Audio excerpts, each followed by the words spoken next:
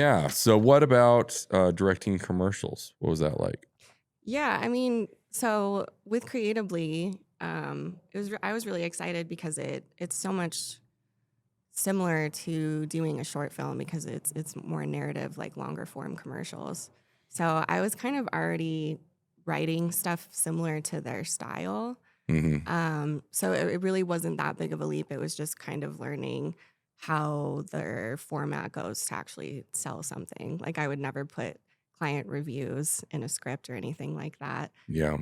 But I really enjoyed it. It was a really great challenge creatively because all we were doing was writing scripts specifically for this brand for their brand goals or whatever it was. And um, everyone I worked with was just so funny, and it was just a constant like whirlwind of like trying to figure out what the client wanted while trying to stay true to Creatively's vision, Hmm. um, and make it fresh and interesting at the same time.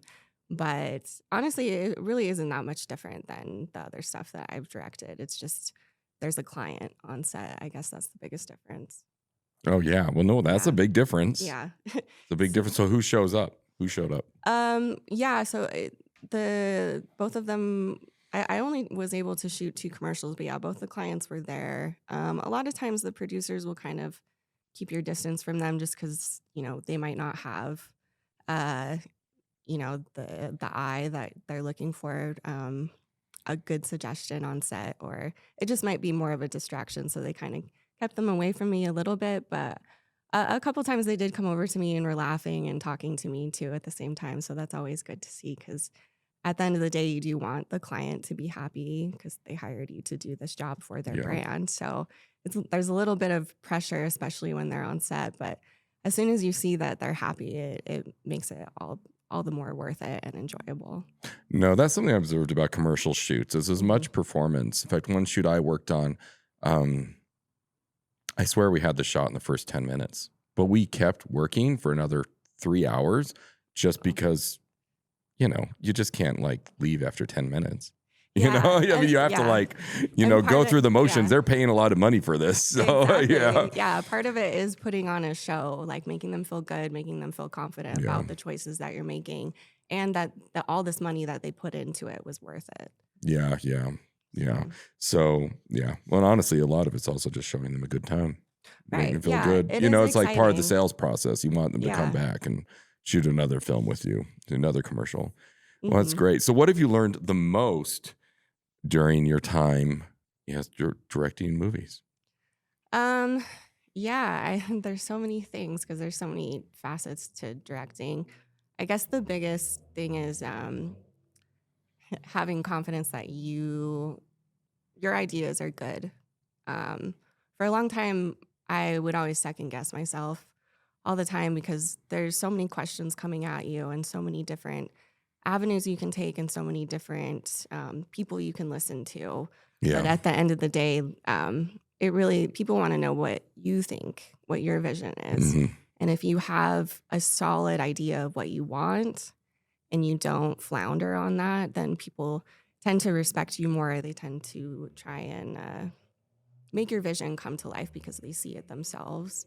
So being more clear on your vision and being able to, um, I guess, rally the troops together to get behind you is something that I've really enjoyed, kind of like a team leader. Like I played sports growing up, so I liked the team aspect of collaborating with people and getting people excited. And for the most part, the people that I've worked with in film, they all love movies just as much as I do. So it's an enjoyable process. But I think with directing, there were a lot of times where you could easily have people walk all over you if you don't if they feel like you don't know what you're doing, kind of thing. Oh, yeah. Kind of Well, second guessing well, everything. especially, I'm sure as a woman in film, right? But it's Yeah. like, I think, like, I mean, to me, and that's something that really surprised me when I started directing was how many people on set would be like, really resent you, quite frankly, and feel like they should be directing it. But like, they had no idea what you went through to get to this point where you're actually shooting. Right. Yeah. And they're like, well, I mean, honestly, I don't even know where it comes from. The only thing I can Mhm. think of is they have actually never made a movie themselves. And so they think being on set is a time to debate decisions.